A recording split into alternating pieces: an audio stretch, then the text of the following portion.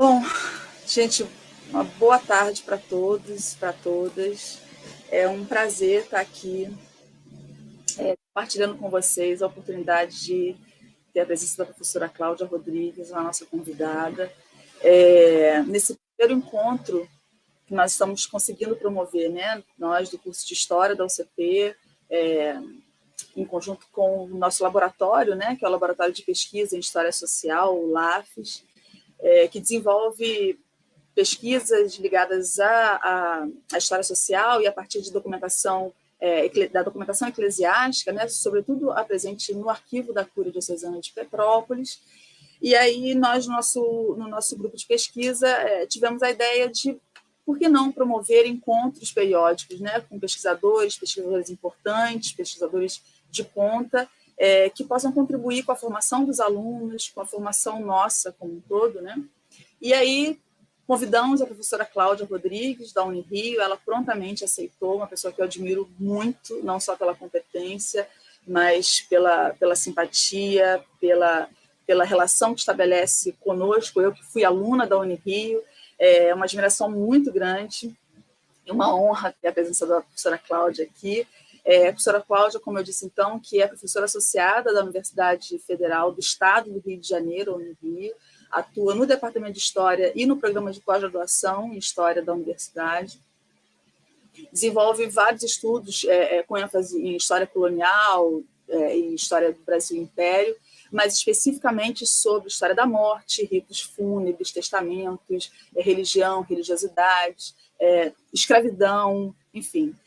Teve a sua dissertação de mestrado e sua tese de doutorado premiadas, e tanto pelo Arquivo Geral da Cidade do Rio de Janeiro, em 95, como pelo Arquivo Nacional, em 2003. Né? Ela lidera o grupo de pesquisa do CNPq, chamado Imagens da Morte, e é também pesquisadora do grupo, também do CNPq Eclésia, né? Grupo de Estudos de História da Igreja Católica no Brasil. Além disso, é membro da Associação Brasileira de Estudos Semiterais, a ABEC, e também é editora da revista Estudos sobre a Morte, Os Mortos e o Morrer. Então, tem 2 livros que são livros de referência para quem estuda morte, para quem estuda registros de óbito, enfim, faz os cruzamentos necessários, né, com outros tipos de documentação.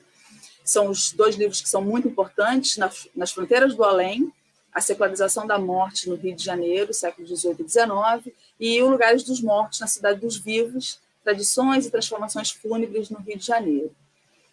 Bom, não vou me alongar muito para dar bastante tempo para a professora Cláudia se colocar, mas eu queria deixar isso marcado. Né? Nesse encontro, a gente está celebrando a parceria que o laboratório, o LAFES, nosso laboratório da UCP, tem com a Unirio, especialmente com a professora Cláudia, o professor Anderson, e dessa parceria a gente tem tido alguns frutos, né?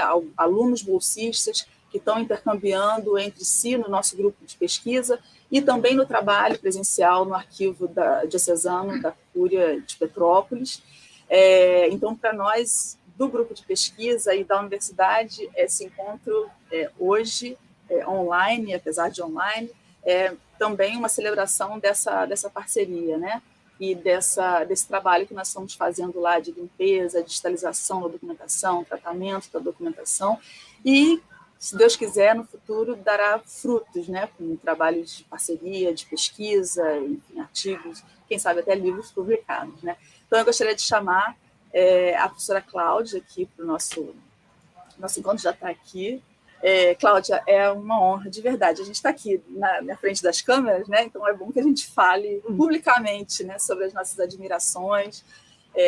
Falo muito com os alunos sobre isso, do papel que a Cláudia tem como espelho, né? Como alguém que a gente olha, admira e tenta reproduzir da melhor maneira possível, né? Porque é muita admiração mesmo, né? Tanto no profissionalismo, na pesquisa, como no trato com os alunos, enfim, no coração, que às vezes é raro da gente encontrar no mundo acadêmico. Obrigada, Cláudia, por ter aceito o convite, e o espaço é todo seu. Eu dou, mais uma vez, boa tarde, quase boa noite para todos que estão aqui, e fico muito feliz com a presença de todos.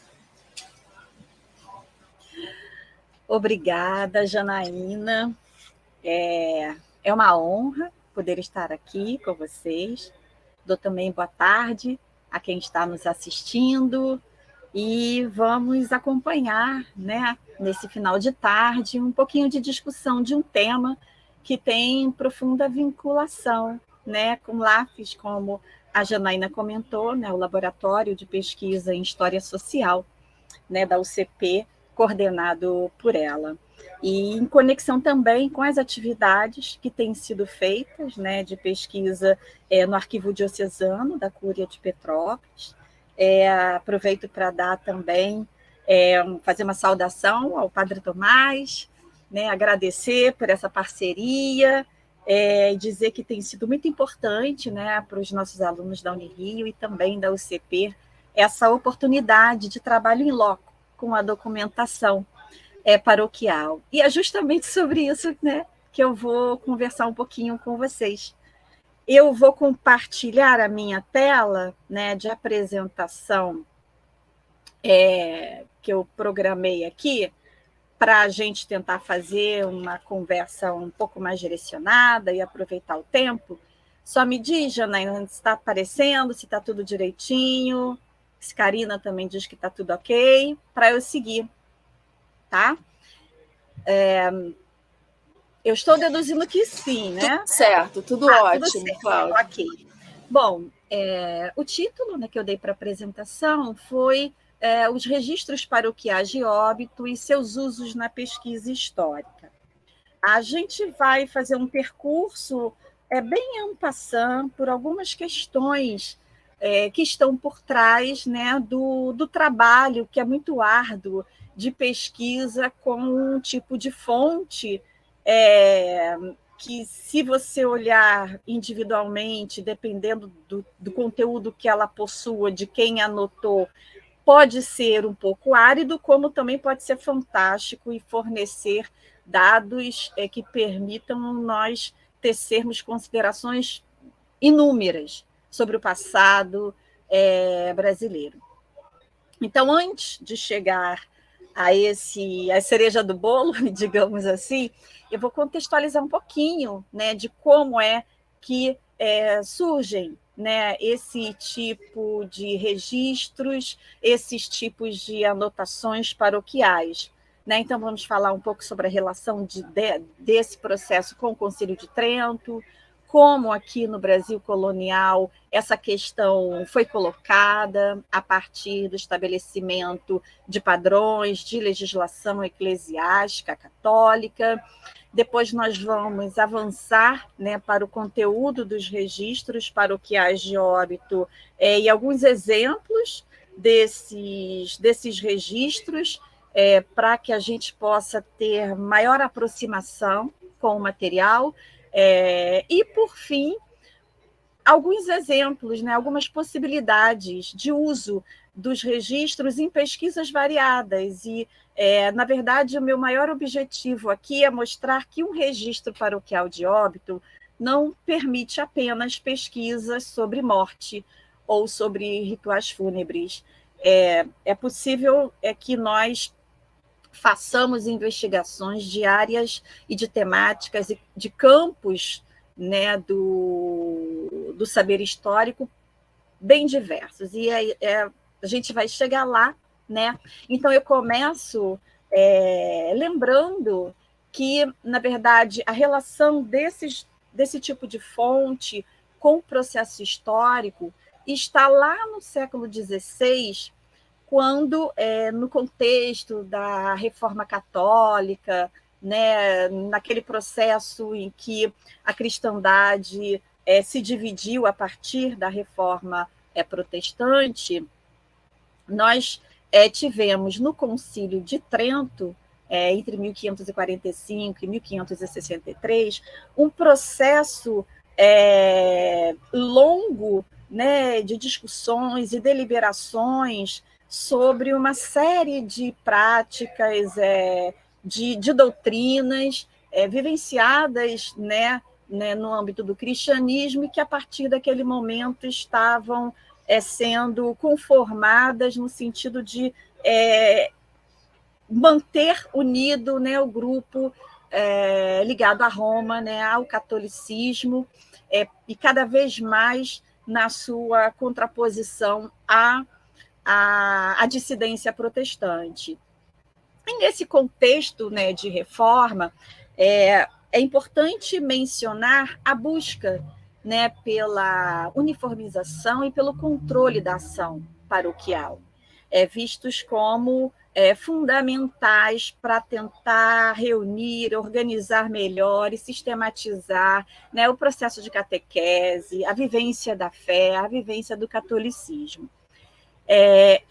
Nesse contexto que vamos assistir a partir das resoluções do Concílio de Trento e de toda a legislação, todas as medidas que vão ser tomadas em decorrência desse processo, a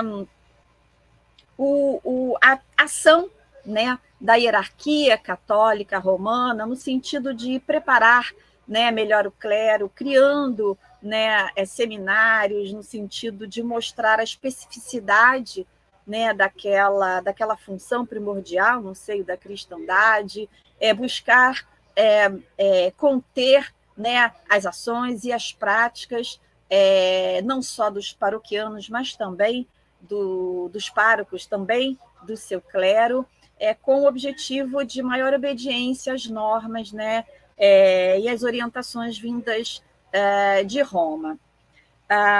É nesse processo que nós assistimos à realização de ações dos bispados, por exemplo, por meio das visitas paroquiais, com vistas a verificar nas paróquias de cada lugar da cristandade se as orientações tridentinas estavam sendo executadas, estavam sendo cumpridas. Então, nós assistimos a um processo em que não apenas os fiéis, mas também o clero católico era observado, né, no sentido de uniformizar ações. E dentre as práticas de observância do cumprimento do métier paroquial, nós tivemos a partir dessas determinações de Trento, a busca pela uniformização da documentação, né, das informações sobre os fiéis, não só quando eles ingressavam no seio, né, do catolicismo por meio do batismo, mas também ao longo da sua vida, por ocasião do casamento, e quando deixavam nesta vida presente, né, partindo para uma vida que se acreditava existir no pós-mortem, por meio da morte. Então, os registros, né, de batismo, casamento e óbito passaram a ser recursos de procurar uniformizar a ação e as informações que o pároco colocava nos livros de anotações da paróquia, de modo a se poder acompanhar se os sacramentos efetivamente teriam seguido as formas e as orientações contidas, né, nas decisões, nas deliberações, né, de Trento, por exemplo. E por meio das visitas paroquiais, né, os representantes do bispado verificavam, passavam os livros e anotavam se estava tudo correto, se o preenchimento se adequava àquilo que foi determinado, ou se o pároco esqueceu de determinada informação, se algum dado estava faltando. Então, a gente tem, nesse tipo de ação, uma forma, né, de observância, né, das práticas católicas na unidade, né, da vivência religiosa, que era no âmbito da paróquia. Bom, com o processo de conquista portuguesa, né, da América, de instalação, né, do Estado português aqui, né, no Brasil, nós não podemos esquecer da importância, né, e da ação fundamental, né, do catolicismo nesse processo, né, acompanhando não só o processo de conquista, inclusive, né, militar, por meio, por exemplo, da colaboração, né, dos membros da Companhia de Jesus, e com o estabelecimento da colonização, o fato de que o Estado português católico, lá no Reino, né, na Península Ibérica, é também um Estado que mantém, né, a confessionalidade. Né? O catolicismo é a religião oficial, né, no estabelecimento da sociedade colonial. E essa estrutura, né, que vem por meio do padroado régio, né, pelo regime de união entre igreja e Estado, vai se conformar no fato de que essa menor unidade da vida católica, que eram as paróquias, e, ao mesmo tempo, as freguesias, que eram a instância mais administrativa temporal, elas se confluíam, né, muitas vezes se misturavam. E então, nas paróquias, né, no dia a dia, no cotidiano do pároco, junto aos fiéis, né, nos rituais, nas cerimônias, nas ações, você tinha a imbricação entre o temporal e o espiritual. Inclusive, no fato, né, de que era justamente por meio das anotações sobre o batizado, casamento e óbito que se tinha, naquele momento do período colonial, e detalhe, ao longo do Império também, praticamente até o final do Império, você tinha nesses registros, nessa prática de anotação desses atos fundamentais, né, de sacramento da vida católica, os vestígios de identificação social naquela época, porque não existiam, como a gente conhece hoje, o registro civil de nascimento, casamento e óbito. Então, eram os atos paroquiais vivenciados no âmbito do catolicismo que dariam informação sobre o nascimento das pessoas, quando elas se casavam e quando elas morriam. E é por isso que estudar, olhar, ler esses registros que estão depositados nos arquivos das igrejas católicas das várias subdivisões, né, no Brasil, que a gente tem, né, principalmente nos arquivos das cúrias, né, das arquidioceses, a gente tem essas informações sobre o passado, né, brasileiro. Então, você tem informação não só sobre o religioso, mas também sobre a sociedade como um todo. E daí a grande importância desse tipo de registro.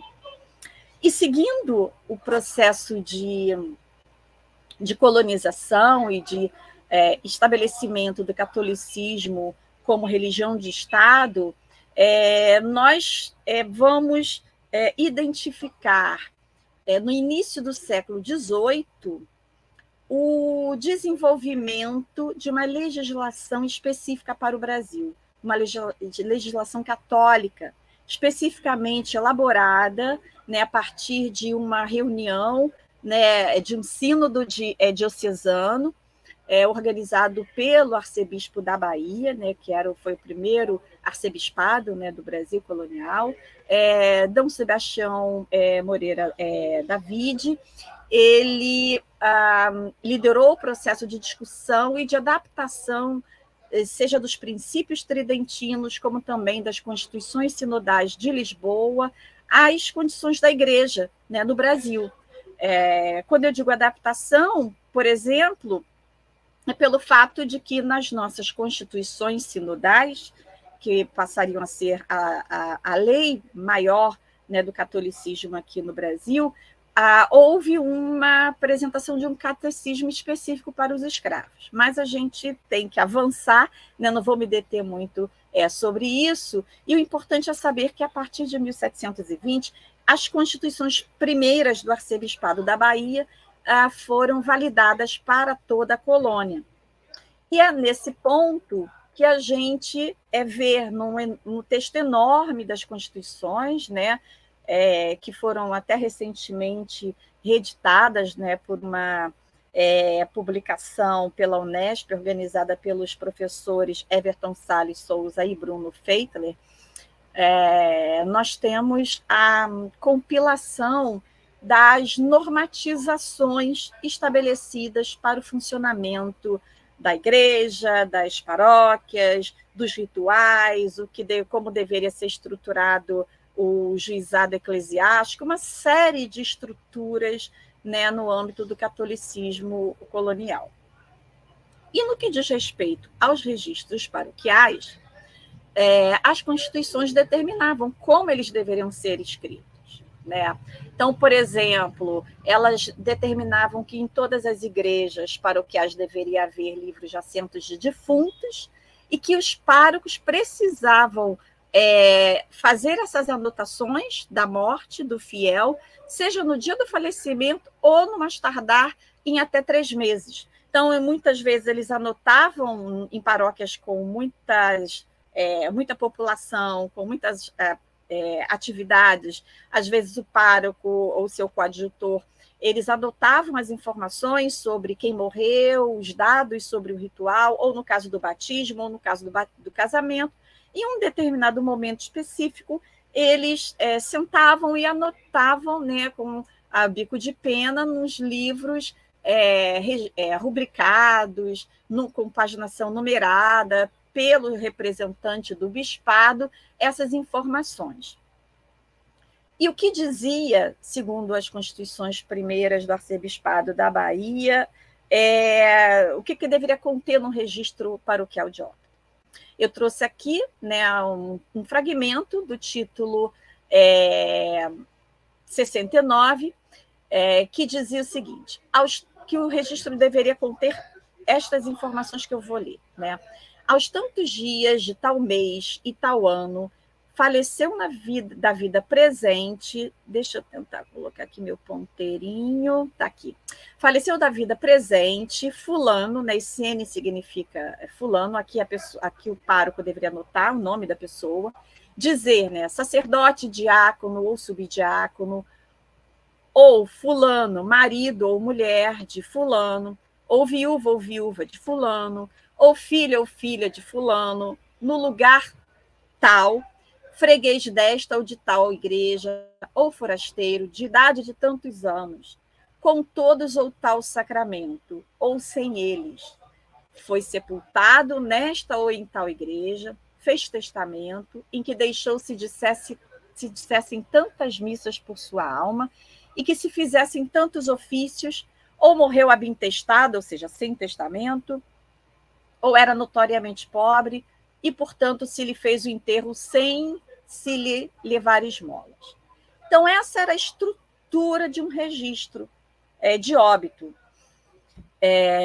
Agora, convém a gente tentar destrinchar, né, cada um desses elementos para entender efetivamente o que esses dados significavam, né? Eles significavam que era preciso conter, né, o nome do falecido e a data da morte, os dados pessoais da pessoa que havia morrido, onde ela morava, ou aonde ela tinha morrido, na rua ou na casa de quem ela tinha falecido, a cor, né, se fosse preto, pardo, mulato, branco. É interessante, vocês vão ver que eu não mencionei aqui o branco, porque nós temos por trás, né, de toda essa vivência uma conjuntura estrutural, né, ao longo de praticamente 4 séculos da história do Brasil, que fica no contexto da escravidão. Porque, na verdade, é uma sociedade escravista, profundamente hierarquizada, e que o importante é marcar o que é diferente, o que não é o branco, o que não é o livre. Então, por exemplo, tanto na cor como na condição social, não é muito comum aparecer, quando a pessoa fosse livre e branca, a menção de que era livre e branca.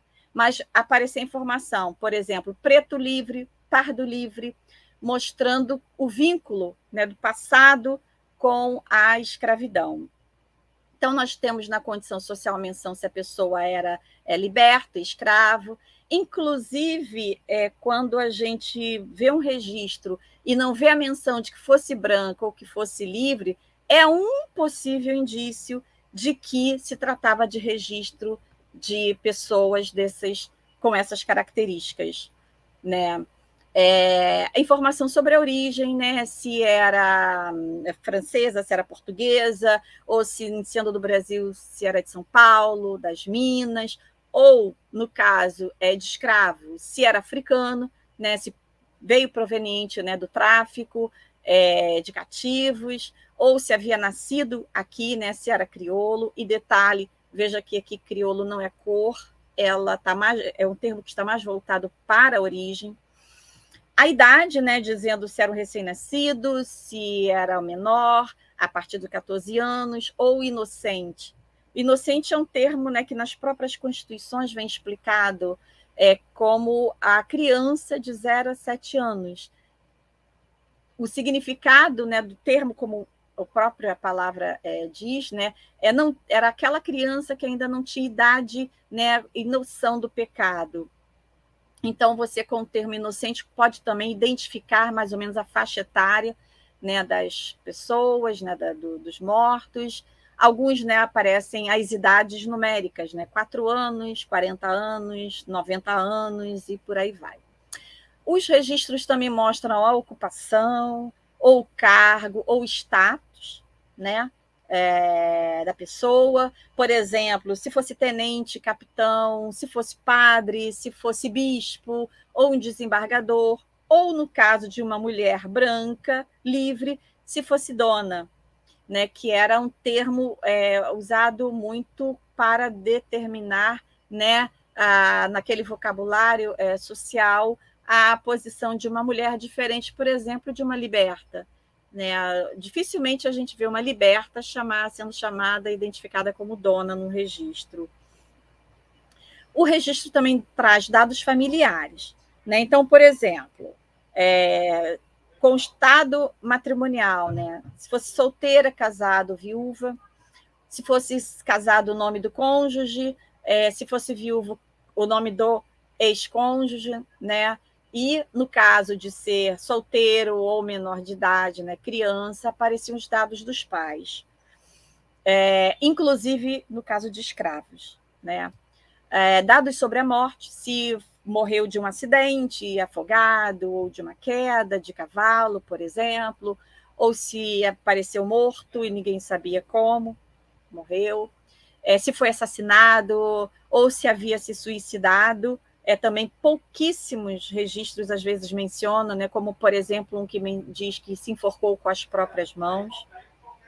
E, por fim, um outro grupo de registros, de dados desses registros de óbitos, são aqueles que falam dos rituais, né, funerários, e que mostram a adesão, né, daquele processo de morrer aos cerimoniais determinados, inclusive, né, pelas doutrinas católicas. Se deixou o testamento antes de morrer, mostrando que havia se preparado para aquele momento, ou se morreu sem testamento, ou seja, abintestado. Se recorreu aos últimos sacramentos, que eram, no caso, a confissão, que por meio dela se obtinha a penitência, se havia comungado, né, recebido a Eucaristia, ou a extrema-unção, né, que era a unção, né, por meio de óleo bento e ungido sobre órgãos, né, os órgãos dos sentidos, que tinha esses 3 sacramentos, que são os sacramentos do final, né, dessa vida, né, do fiel. Eles tinham o objetivo não só de proporcionar ainda uma cura, né, auxílio por ocasião de uma doença, que em geral no período colonial ainda era considerado como resultado de pecado, de um mal, né, que pudesse ser contido pela ação desses instrumentos com símbolo, né, da cura, né, por meio da intercessão de Cristo, da Virgem, inclusive no caso de não sendo possível curar, os sacramentos tinham o objetivo de fortalecer a alma para o momento da morte, onde se acreditava que era o momento em que os demônios poderiam atuar e arrebanhar aquela alma para o inferno.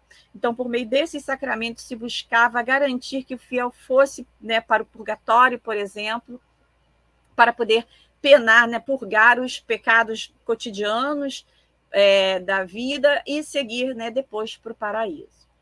Então, a gente vê que, após os sacramentos, era feita, né, uma vez morrendo, a pessoa era envolta, né, numa vestimenta chamada de mortalha, né? Essa vestimenta fúnebre era uma alusão ao Santo Sudário de Cristo, né? Que foi o tecido que envolveu Cristo quando ele foi retirado, né, da cruz. Então, a mortalha tinha um sentido soteriológico também, né, de proporcionar a salvação, na medida em que se recorria a vestimentas em alusão a hábitos de santo. São Francisco, por exemplo, era visto como um hábito profundamente carregado de simbolismo, porque se acreditava, né, que a intercessão de São Francisco, né, por meio da mortalha utilizada por aquele morto, ajudaria, né, a resgatar aquelas almas, né, aquela alma do purgatório. Então, a gente vai ver que a mortalha fazia um pouco das vezes do caixão, porque apenas em meados do século XIX passa a se usar caixão. No caso do Rio de Janeiro, por exemplo, o uso do caixão tem mais a ver com uma resposta a uma política higienista de evitar contaminação do que propriamente uma prática tradicional, né, do catolicismo. Ele era usado por pouquíssimas pessoas antes desses atos contra a propagação de epidemias, mas praticamente pelos monarcas, pelas pessoas consideradas, né, mais importantes da sociedade, mas a maioria dos fiéis era sepultada com o cadáver envolto em mortalha. Em seguida, o cadáver era encomendado, antes de baixar a sepultura, né, a cova, ele era encomendado pelo pároco, e a encomendação era um ritual de jurisdição paroquial. Apenas o pároco que acompanhava o fiel, o seu paroquiano em vida, ouvia a sua confissão, ministrava os sacramentos em vida, poderia encomendar a pessoa após a morte. E isso apenas no caso de ele não poder, porque se ele não pudesse fazer essa encomendação, se a pessoa morresse fora da paróquia, em outro lugar ou distante, ou num contexto em que houvesse muitas mortes, como em contexto epidêmico, ele poderia conceder licença para outro sacerdote encomendar.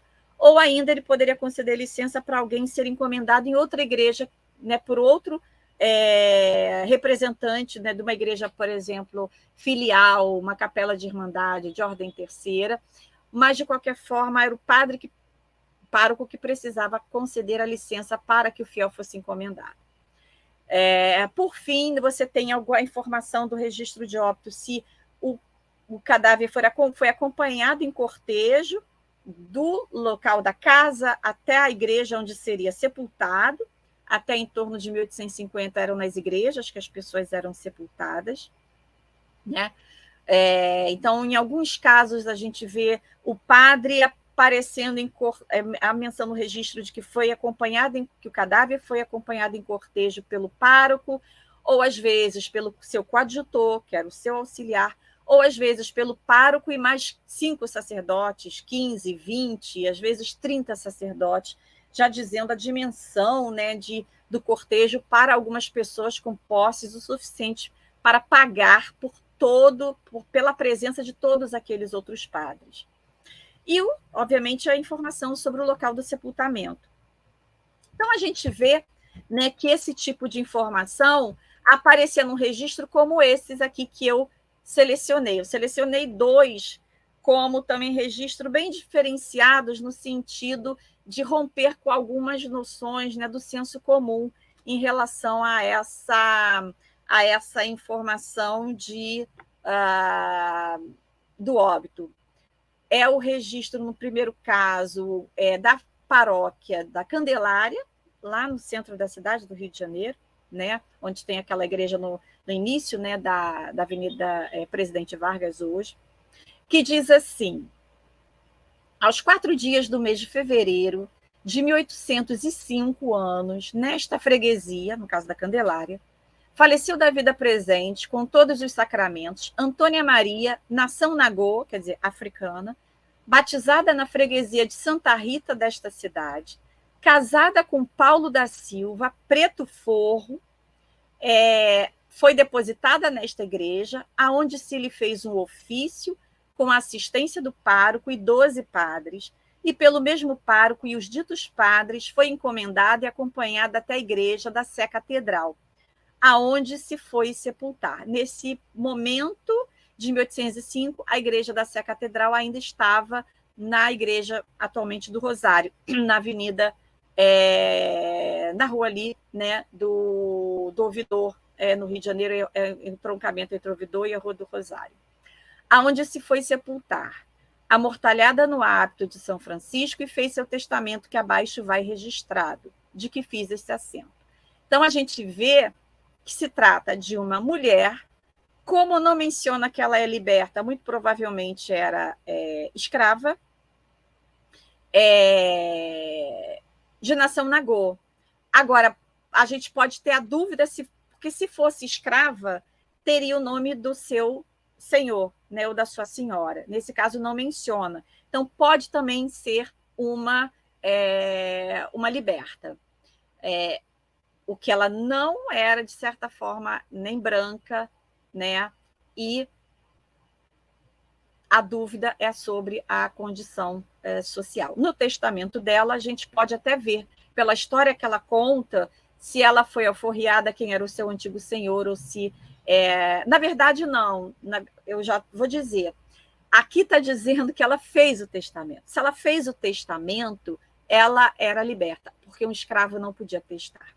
Então, ela era ou livre ou era alforriada. Então, uma alforriada casada com um preto forro, que teve um funeral bastante concorrido, né, onde nós tivemos a presença não só do pároco, da Candelária, mas também 12 sacerdotes. Num cortejo, que além desses, né, você também teria a presença de irmandades, e mostrando que, apesar de ser uma africana, ela teve rituais bastante diferenciados. Um outro registro é da freguesia do Santíssimo Sacramento, da antiga Sé, que ficava na área mais central, foi a primeira freguesia da cidade do Rio de Janeiro, que diz que aos 5 dias do mês de maio de 1802, faleceu com todos os sacramentos Ana Luísa Crioula Forra, solteira, moradora na Rua do Bom Jesus. Foi amortalhada no hábito de Santo Antônio, encomendada em casa com 5 sacerdotes e acompanhada processionalmente com os mesmos para a igreja de São Domingos, que era uma igreja de Irmandade de Pretos, né, onde foi sepultada. Fez seu solene testamento, o qual vai abaixo copiado, de que para constar fiz esse assento que assinei. Então, nós podemos verificar aqui exemplos daquelas informações que são padronizadas, né, guardadas as devidas proporções. Nesses 2 casos de registros de 2 paróquias diferentes, no início do século XIX, a gente tem um registro de uma africana e de uma crioula, uma solteira, uma casada, uma que pertence, que foi sepultada numa igreja de irmandade, a outra numa igreja paroquial, mas ambas com um cortejo funerário, acompanhada processionalmente, amortalhadas no hábito de São Francisco, e as 2 fizeram um testamento. Então, significava que possuía uma posição significativa naquela sociedade escravista e bastante desigual, como a gente vai ver daqui a pouco. Então, são exemplos, né, de registros que mostram que, se o historiador olhar esse material e começar a analisar as recorrências, as particularidades, ele pode estudar aquela sociedade. Ele pode estudar, como eu acabei de mencionar nesses 2 exemplos, não apenas o ritual funerário, mas elementos e aspectos da história social, das hierarquias sociais, né?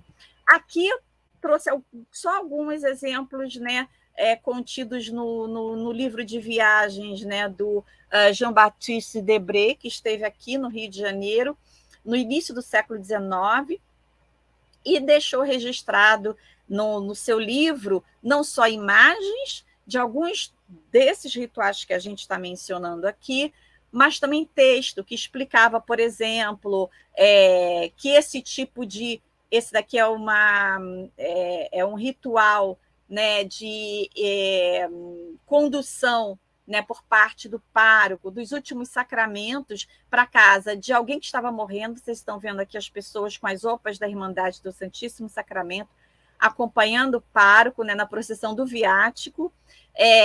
O pároco está sob um pálio, né, de 6 varas, significa que todo esse cerimonial era pago. Né? E vocês têm pessoas nos fundos, tem banda de música, né, composta inclusive por pretos, e você tem as pessoas, né, se dirigindo, né, acompanhando o pároco para levar os últimos sacramentos à porta de um fiel.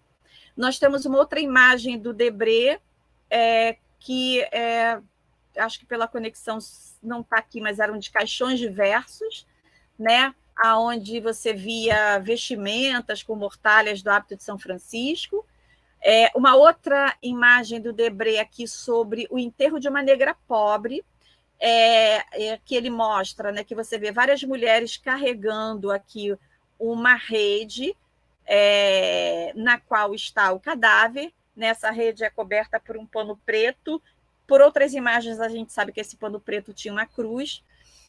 E essas pessoas param na frente de uma igreja, que é a Igreja da Lampadosa.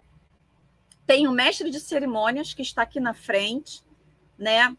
Eu tenho receio de que a minha conexão caiu porque eu fui instalar o ponteiro do meu mouse, então não vou mais tentar instalar, não. Esse mestre de cerimônias tem uma pessoa aqui, né, com instrumentos musicais, tem mulheres, né, batendo palmas com seus cânticos. Então, a gente vê que, segundo o Debré, lá deixaram os fardos para poder fazer um momento, né, um cerimonial para arrecadar esmolas para sepultar esta negra pobre dentro da Igreja da Lampadosa. E segundo o Debré, dificilmente alguém ficava sem a esmola para conseguir esse sepultamento. Então, aquelas pessoas, mesmo pobres, pretas, né, ela poderia ser uma escrava ou uma liberta pobre, que possuísse uma rede de sociabilidade, mesmo que não pertencesse a uma irmandade, mesmo que não tivesse direito pelos estatutos da irmandade a ter um sepultamento dentro da igreja, poderia ter alguém que tentasse obter dinheiro para pagar, né, por essa sepultura.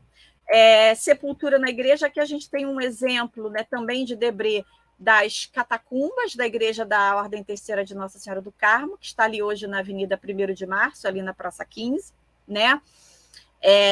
Nós vemos aqui uma aberta, né, para sepultamento de, né, um cadáver. Aqui dá para ver que ele está vestido, né, com roupas, né, militares, né? As mortalhas também podiam ter, no caso de padres, muitas vezes eram sepultados com a roupa, né, com as vestes, né, sacerdotais.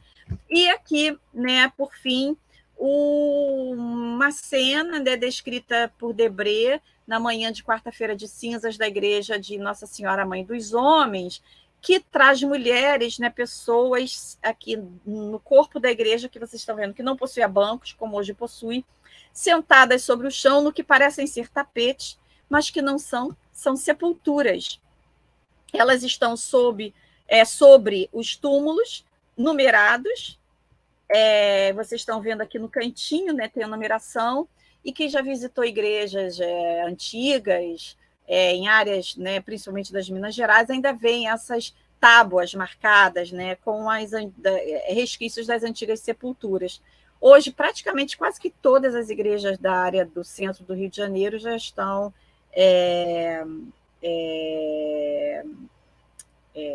sem essas tábuas, né, com pisos, em função das reformas feitas após a proibição dos enterros nas igrejas, né? Depois eu menciono isso mais adiante.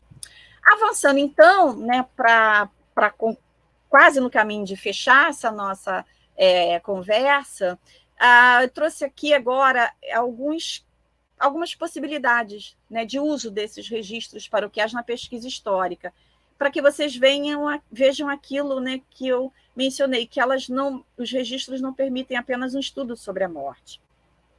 Numa sociedade onde os registros paroquiais faziam, às vezes, do que a gente hoje conhece como registro civil, era por meio dessas anotações que a gente viu aqui, né, nos detalhes, que um historiador, né, pode não só estudar, né, os rituais funerários, como as práticas de sepultamento ou as transformações dessas práticas, mas pode estudar sobre a composição da população de uma dada cidade, de uma freguesia, em estudos de caráter demográfico e populacional, né, na medida em que se cruza nascimentos, casamentos e óbitos e se faz, né, fichas para identificar índices de natalidade e de mortalidade.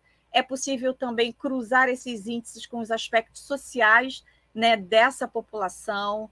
Para quem estuda áreas de ocupação mais tardia, como, por exemplo, no interior do que hoje é o estado do Rio de Janeiro, da antiga capitania do Rio de Janeiro, por exemplo, na região de Piraí, né, dava para estudar o avanço da população sobre determinada região, a ocupação das regiões, né, dos chamados sertões. É possível também que a gente faça um estudo da história social da escravidão, né, na medida em que esses registros nos apontam para as hierarquias sociais. E o que eu acho que é importante marcar aqui é que você percebe essas hierarquias não só quando vê um funeral pomposo, com 30 sacerdotes, velas, ofício fúnebre, que era uma missa muito mais elaborada, com música, com salmos, com cânticos, um funeral desse tipo, onde o sepultamento foi numa igreja de convento, ou numa igreja de ordem terceira, de uma pessoa da elite daquela sociedade, um desembargador, um político, um membro da Câmara municipal, a gente vê que esses registros, e por isso que eu trouxe aqueles exemplos, né, da Ana Luísa, por exemplo, que isso não era só para a chamada boa sociedade. Nós podemos ver, por meio dos registros de óbito, que existiam diferenciações não só no sentido das hierarquias verticais, mas as hierarquias horizontais.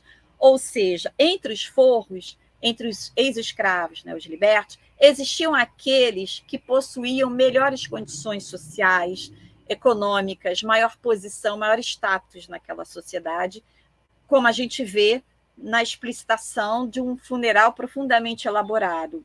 Como a gente também vê forros pobres tendo o sepultamento, como aparece em alguns registros, foi sepultado pelo amor de Deus, ou seja, uma pessoa que no passado até teve alguma condição, mas naquele momento da morte não tinha como custear, a família não tinha como custear o sepultamento. Então, esse sepultamento pelo amor de Deus era muito usado para o caso daquelas pessoas que nitidamente tinham uma posição, mas estavam mais empobrecidas, ou até mesmo no caso de funerais de escravos, né, que a gente vai daqui a pouco ver em alguns exemplos, que também possuíam suas hierarquias, entre aqueles escravos que conseguiam ser sepultados no lugar mais especial, dentro da igreja, e os que estavam do lado de fora, né, em covas, sob sol, sob chuva, e até com risco, né, de ações de animais. Então, é possível fazer história social, né, do Brasil escravista, é possível fazer uma história da saúde, da doença, né, quando você vê a causa da morte, né, quando aparece, morreu por tuberculose, por febre amarela, por edema, ou de parto, dá para estudar, né, as doenças, principalmente em contextos epidêmicos, né? A frequência de informações sobre as pessoas que morreram, por exemplo, de febre amarela no Rio de Janeiro em 1850.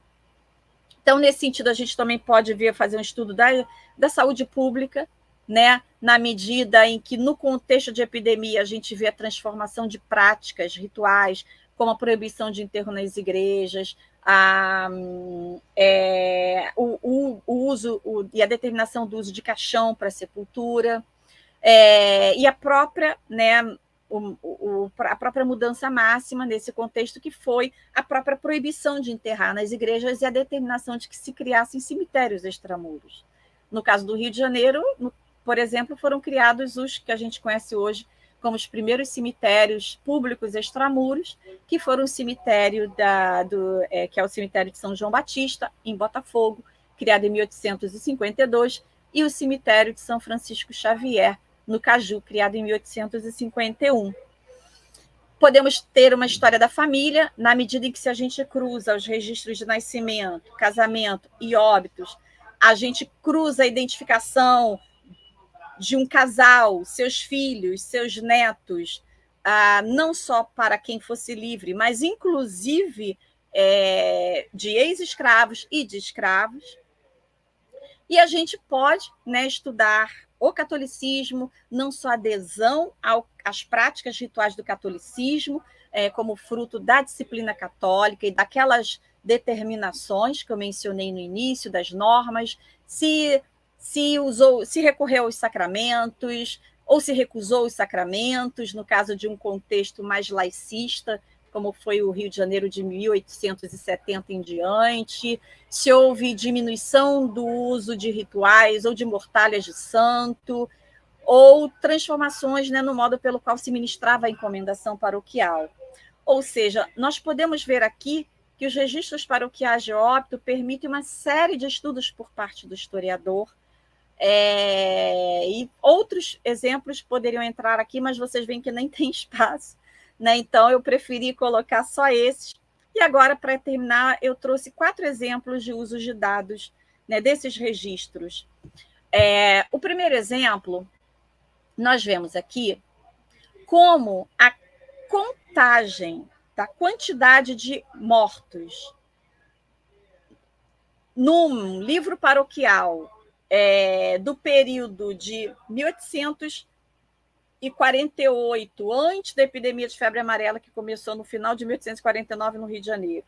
O período da epidemia de febre amarela, que durou de dezembro de 1849 até julho e agosto de 1850. E depois dessa epidemia, a gente pode juntar os registros diários e tabular em bancos de dados, que é outro tema que a gente não vai poder aprofundar aqui, mas como manipular esses dados, como organizá-los em séries e colocá-los em bancos de dados, como, por exemplo, o Access do Office da Microsoft, ou a correlação desse Access com a planilha Excel para fazer os percentuais.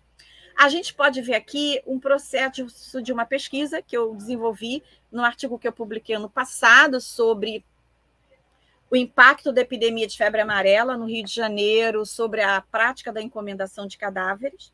Então, eu fui juntando os registros diários de 4 freguesias e depois, à luz da experiência que a gente teve agora na pandemia de Covid, né, do acompanhamento da quantidade de mortes por semana epidêmica, eu construí as semanas desde 1848 até o final da epidemia, até um ano depois do fim da epidemia de febre amarela no Rio, e eu trouxe aqui só um extrato, né, dessas semanas em que eu consegui identificar o período em que de uma quantidade menor, né, de mortos, né, de cerca de 7 mortos por dia, ao auge da quantidade de mortes da epidemia de febre amarela no Rio, que foi em março, meados de março de 1850, onde chegou a morrer quase 19 pessoas por dia.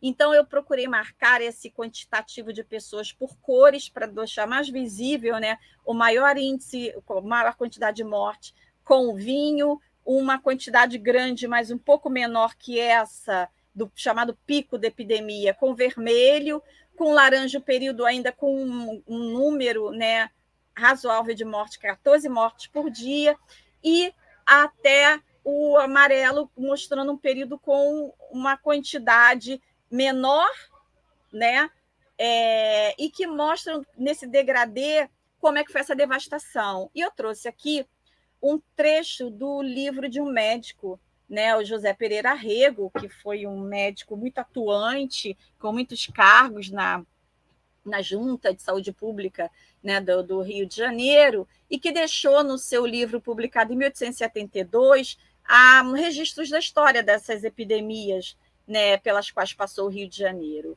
E aí ele diz, né, que a epidemia de febre amarela de 1850 foi uma das mais terríveis epidemias que assaltou essa cidade, né? E que, em meados de março, todos gemiam ao peso de suas devastações e a mortalidade crescia diariamente, a ponto de, em 15 de março, exceder a sua cifra de 99, no caso, mortos, naquele dia. E a gente vê exatamente aqui que coincide com o período que os registros de óbitos, né, que uma análise dos índices de mortalidade nos mostram.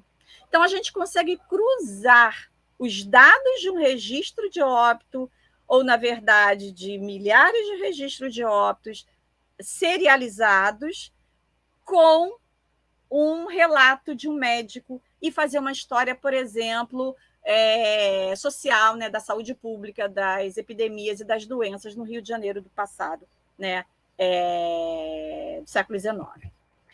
Ainda relacionado a este mesmo, eu acho que eu peguei um... Ah, está aqui. Ainda relacionado a este mesmo, essa mesma pesquisa, em que reúne quase 5.000 registros, vocês veem, tem 4.991 registros de óbito. Essa tabela aqui, que à primeira vista pode parecer muito confusa, ela diz assim, as informações de qual foi o local aonde foram realizadas as cerimônias de encomendação do cadáver. Naquela que eu mostrei, aquele itemzinho do registro de óbito. Então, a gente vê que a encomendação poderia ser realizada na igreja paroquial, nas igrejas filiais das irmandades, das ordens terceiras, e que antes da epidemia de febre amarela, a encomendação de cadáveres se concentrava em um pouco mais de 90% da quantidade de mortos, né, encomendados nas igrejas, ou paroquial, ou nas igrejas de irmandades e ordens terceiras. Está, né, marcada aqui nessa coluna, né, aqui a segunda coluna, né, e que a minoria era encomendada em casa, com menos de 5%, vocês estão vendo aqui, e menos ainda no cemitério, porque ainda nem existiam os cemitérios públicos e os enterramentos aconteciam nas igrejas. Então, a encomendação acontecia exatamente no local onde a sepultura era realizada. Durante a epidemia, uma série de atos, como a gente já vivenciou aqui na época da Covid, dispositivos sanitários, de proibir-se isso, proibir-se aquilo, foram proibidas as encomendações dentro das igrejas, desde o início do pico do maior número de mortes, do início do maior número de mortes, que foi em fevereiro. Então, do início da epidemia até fevereiro, a gente percebe, né, que mesmo que o governo imperial tivesse determinado que não poderiam ser feitas encomendações nas igrejas e que elas deveriam acontecer nas casas, essa recomendação do governo não era obedecida, porque, olha, apenas 2,8% de encomendação era realizada nas casas. A maioria, ainda 93%, era realizada nas igrejas. Só que chegou o tal do dia 15 de março, que eu mencionei lá atrás, e até 16 de março, que é o dia que foi proibido o sepultamento das igrejas, foi feito um ofício, uma determinação imperial, proibindo terminantemente que houvesse qualquer sepultamento nas igrejas. Aí a gente começa a ter uma mudança. Após essa medida de 16 de março e até o final desse mês de março, o índice de sepultamento, de encomendação nas igrejas diminuiu. Ele já passou para menos de 25%. Olha que era 90%. Aí ele as encomendações começam a ser direcionadas para as casas, obedecendo a regulamentação do Império, e nos cemitérios, não ainda havia o cemitério que eu mencionei, ou do Caju, São Francisco Xavier, ou de São João Batista em Botafogo, mas o cemitério do Catumbi, né, no bairro do Catumbi, da Ordem Terceira de São Francisco de Paula foi estabelecido como determinado como cemitério público provisório. E lá, então, nós tivemos a concentração da maior quantidade de encomendação de cadáveres. E nós vamos ver que isso aconteceu porque o próprio bispo, né, do Rio de Janeiro, à ocasião, né, o conde de Irajá, ele se recusou a determinar que os seus fiéis fossem encomendados nas casas, porque dizia que o local de encomendação deveria ser a igreja, por ser um local sagrado, e pela encomendação ser um ritual de jurisdição paroquial. Nem todas as casas, segundo ele, estavam preparadas para receber o clero e todos os outros sacerdotes que acompanhavam aquele ritual. Então, muito provavelmente por isso, a própria sociedade também teve dificuldade de cumprir essa determinação. Mas, a partir do momento que os sepultamentos deixaram de ser feitos nas igrejas e foram para os cemitérios, as encomendações acabavam acompanhando, tanto que, no final da epidemia, depois de passada a febre amarela no Rio de Janeiro, a gente vai ver que aqueles índices mudam completamente.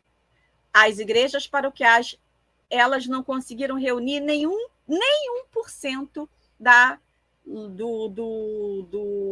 do total das encomendações paroquiais, que passaram a ser realizadas prioritariamente no cemitério, né, como vocês estão vendo aqui, com quase 50% das encomendações concentradas no cemitério, né, do Catumbi. E, em segundo lugar, nas casas. Exatamente aquilo que as famílias e que o clero católico se recusavam a fazer.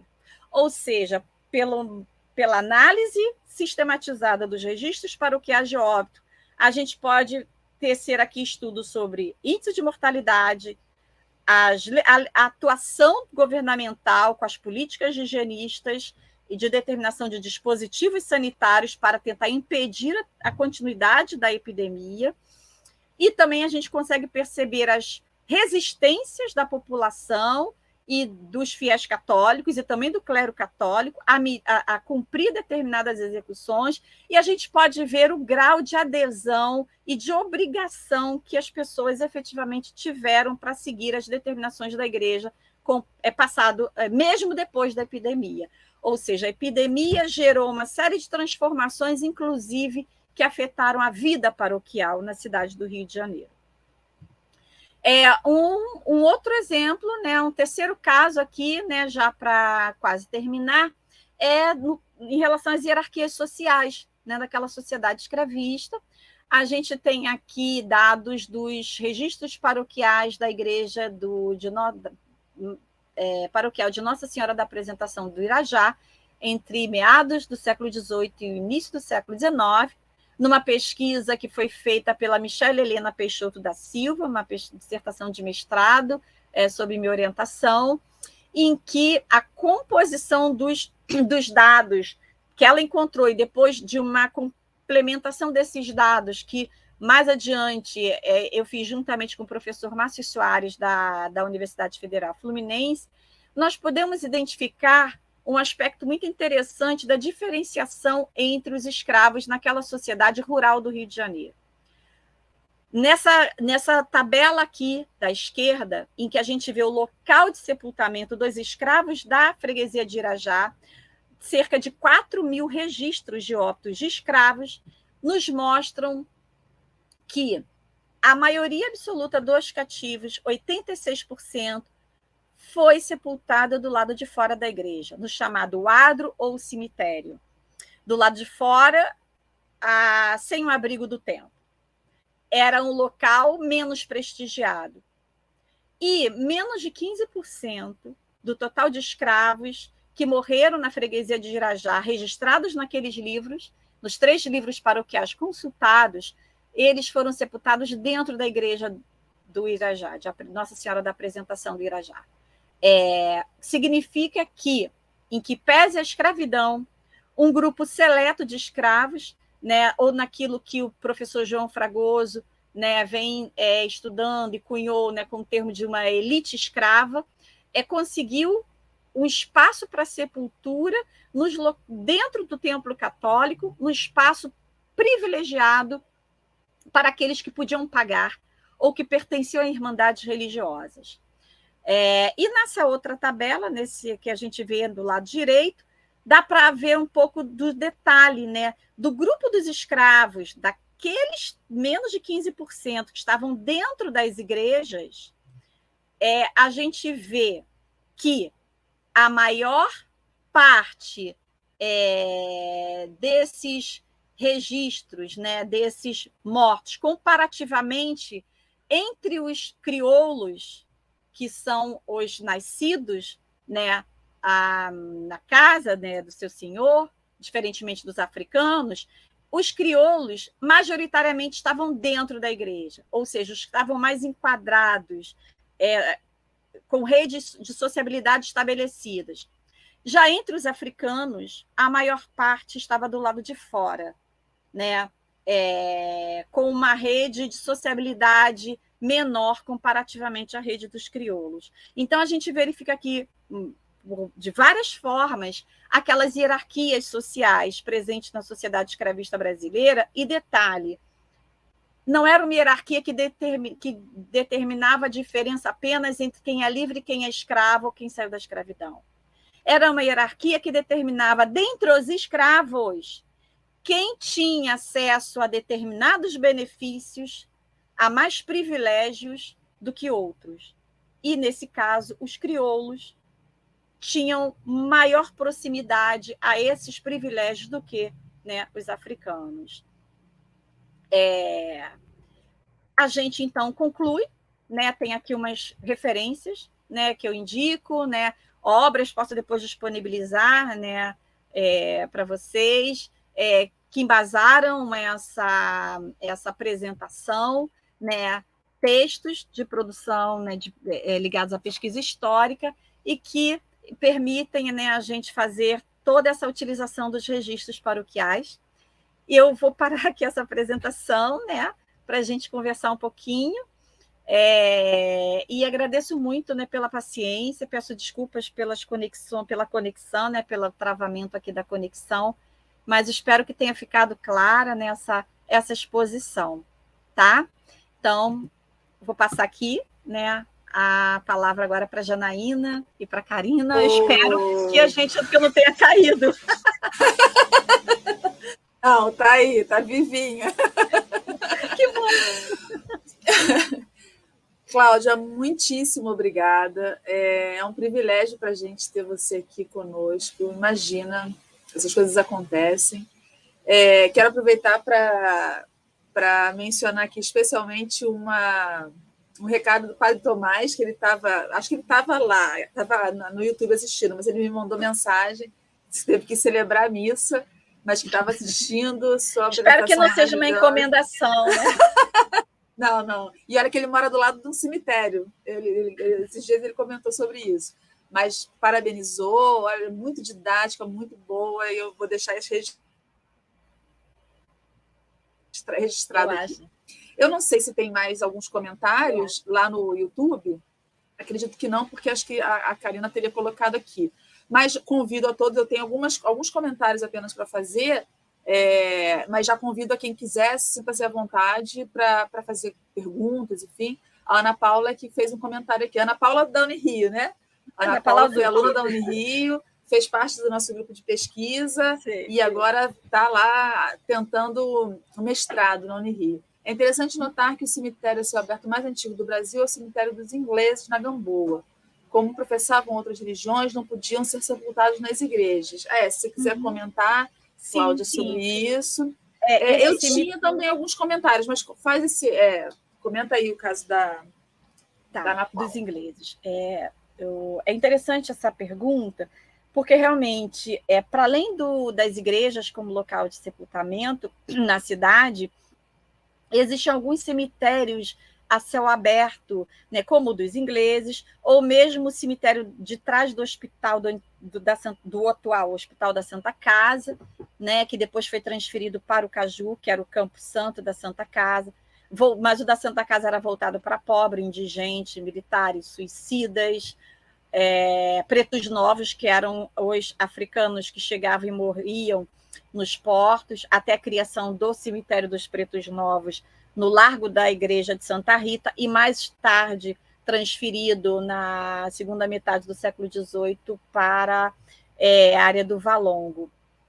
E o cemitério da Gamboa foi criado, né, por conta dos acordos entre Portugal e Inglaterra logo após a abertura dos portos, né, pós 1810, para sepultamento dos anglicanos, né, dos ingleses, majoritariamente anglicanos, que não poderiam ser sepultados, em tese, nas igrejas católicas e não podiam ter suas igrejas em forma, né, de templo, como a Constituição depois do Império vai regulamentar, e eles tiveram, né, como um dos artigos dos acordos comerciais, dos tratados de amizade entre Portugal e Inglaterra, justamente o direito, né, de construir um cemitério próprio. Mas, detalhe, esse cemitério não sepultou só os anglicanos. Com o passar do tempo, e principalmente na segunda metade do século XIX, no contexto das disputas anticlericais no Rio de Janeiro, da corte, das disputas entre liberais, republicanos, maçons contra o controle eclesiástico, a jurisdição da Igreja Católica na sociedade imperial, o cemitério dos ingleses passou também a sepultar outros protestantes e principalmente maçons, né? Judeus também apareciam ali. Então, a gente vê em alguns documentos o pedido de reconhecimento, né, depois de exumação de ossadas de alguns membros dessas religiões, outras religiões ou dessas outras crenças, depois para os seus respectivos cemitérios, como o caso dos judeus, né? Depois, quando na segunda metade do século XIX se construiu o espaço, né, no grande terreno do São Francisco Xavier.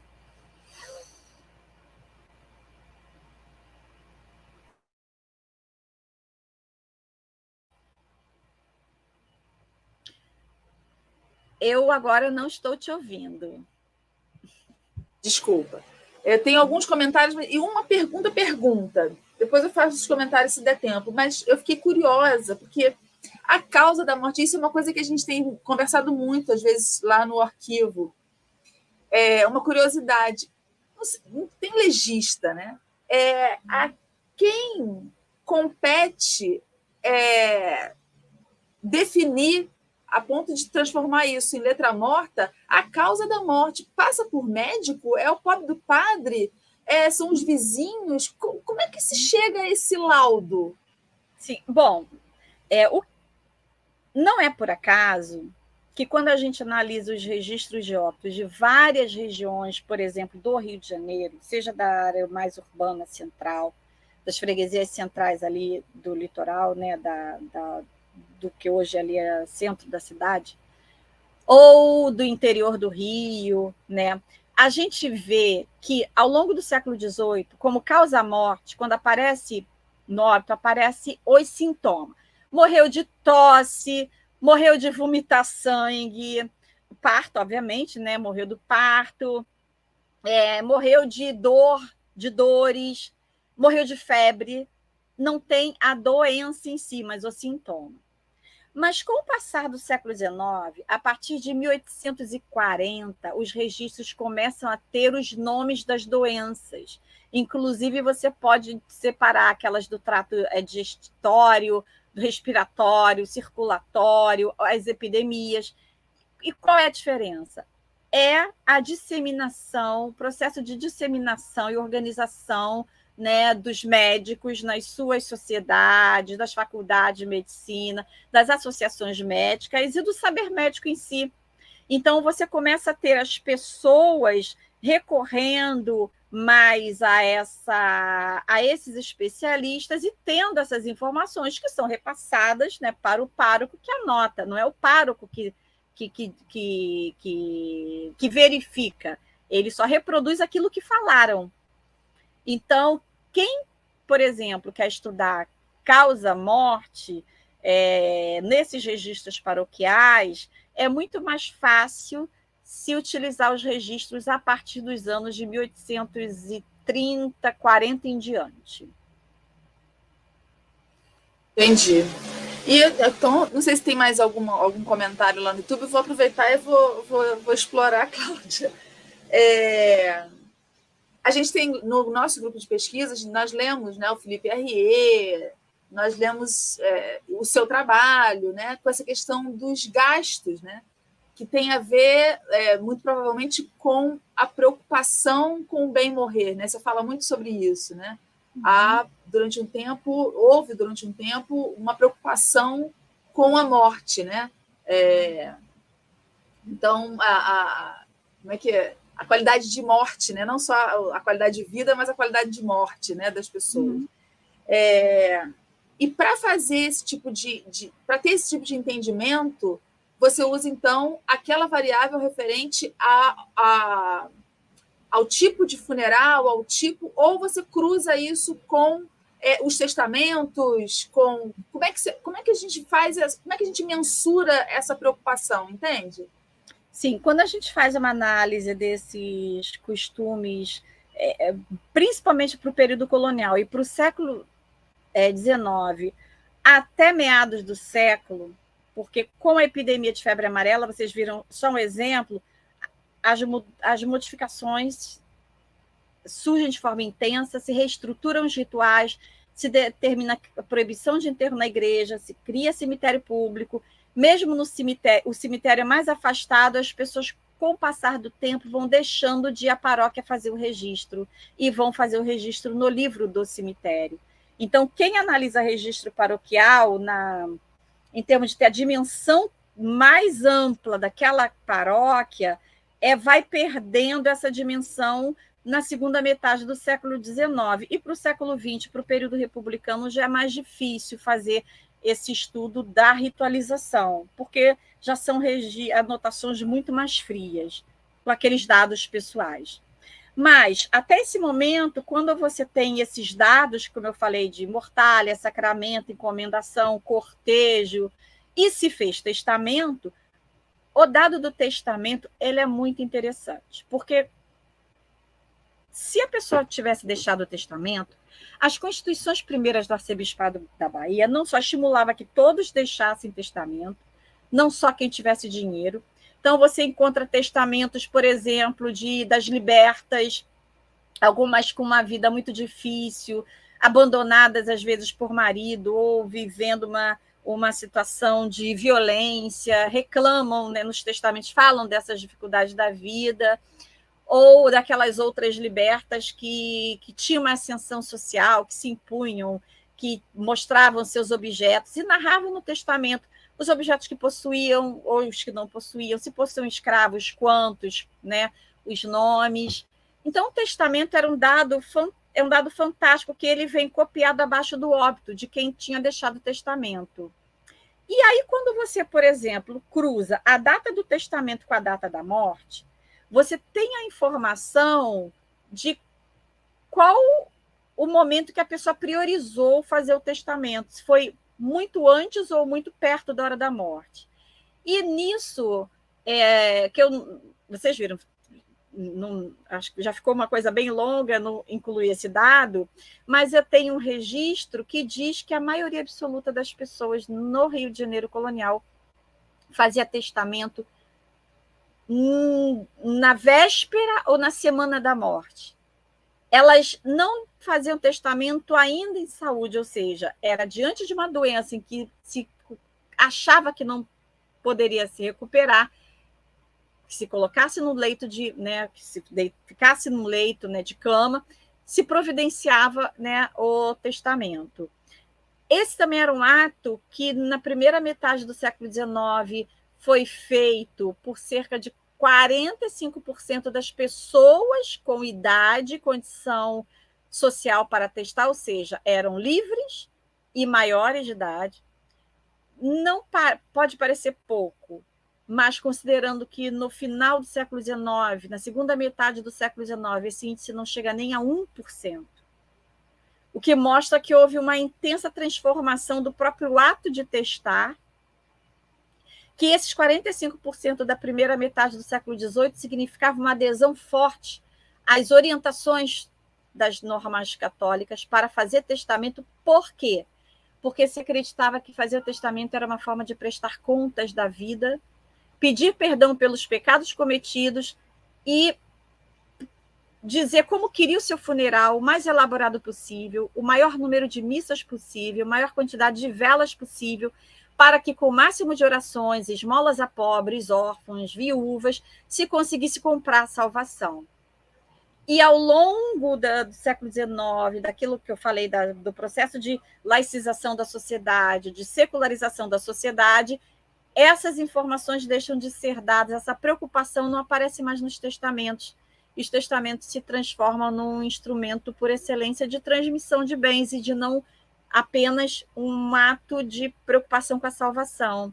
Então, você vê que um detalhezinho do cruzamento das datas de morte e da data de redação do testamento, ou da informação, se fez testamento ou não fez, mostra você pode estudar a questão da vivência do catolicismo, do processo de secularização de uma sociedade. Então, esses registros realmente são muito ricos.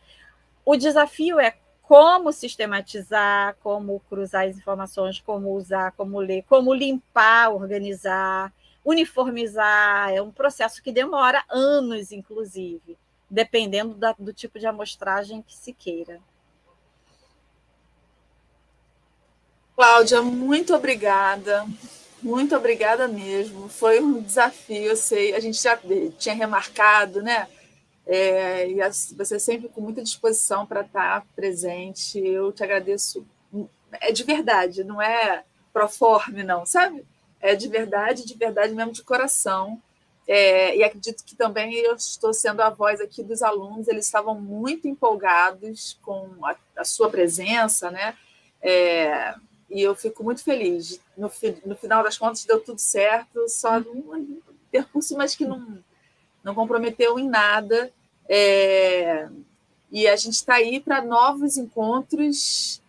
Depois a gente vai fazer uma coisa lá com os alunos também, e vamos continuar, e a vida segue. Os alunos da Unirio, quem estiver por aí também, eu agradeço a participação, o compromisso com o nosso trabalho, aos alunos também do laboratório, aos alunos do grupo de pesquisa, aos demais alunos também, sintam-se à vontade para nos procurar, para conversar, para pensar projetos, para pensar monografias, para trabalhar, enfim, para pesquisar, porque acho que é isso, né? Nós somos um curso de licenciatura, mas é importante que os alunos entendam que o professor ele também precisa ter essa dimensão, né, da vida acadêmica, de problematizar, de fazer pergunta, de ter contato com a pesquisa. Não são coisas excludentes, né? Uma formação em licenciatura com uma pesquisa, com envolvimento com grupo de pesquisa, enfim. Então, aqui, alguns dando parabéns, agradecendo pela palestra. Uma perguntinha da Guiomar, quase que, né? O desafio, né? De com esses registros a gente acessar, né, elementos da cultura africana. E é possível, né? Por exemplo, se você analisar as mortalhas, eu fiz isso na minha pesquisa do mestrado, quando constatei, por exemplo, que o maior índice do uso de mortalhas brancas era por parte de africanos, né, pessoas de origem africana.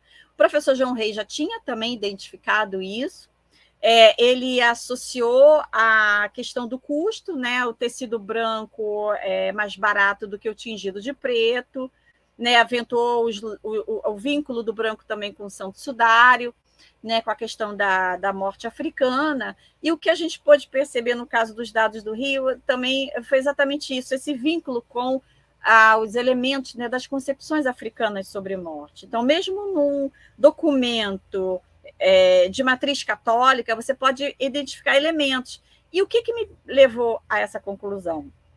Por exemplo,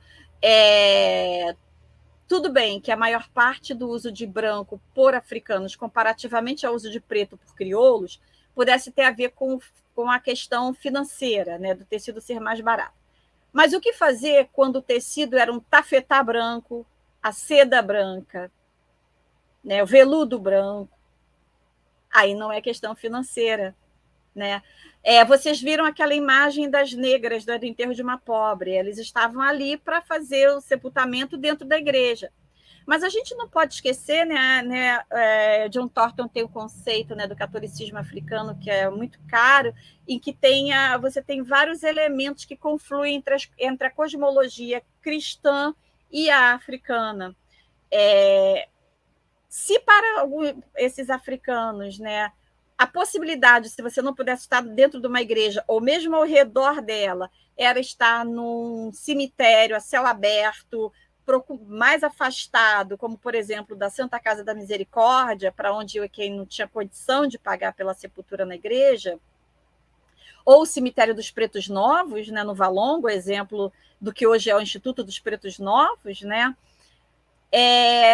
Por que aquelas pessoas escolhiam estar numa igreja também? Porque elas queriam uma morte considerada digna, um espaço digno, que para eles também tinha a ver com esses elementos do sagrado.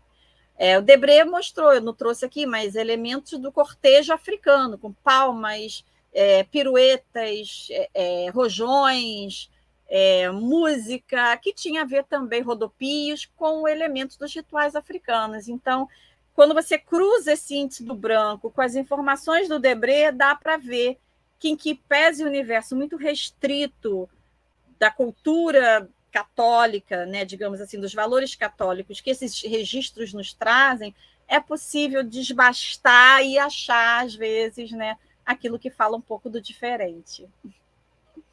Mas é isso, muito obrigada, né, Janaína, pelo convite, a Karina, né,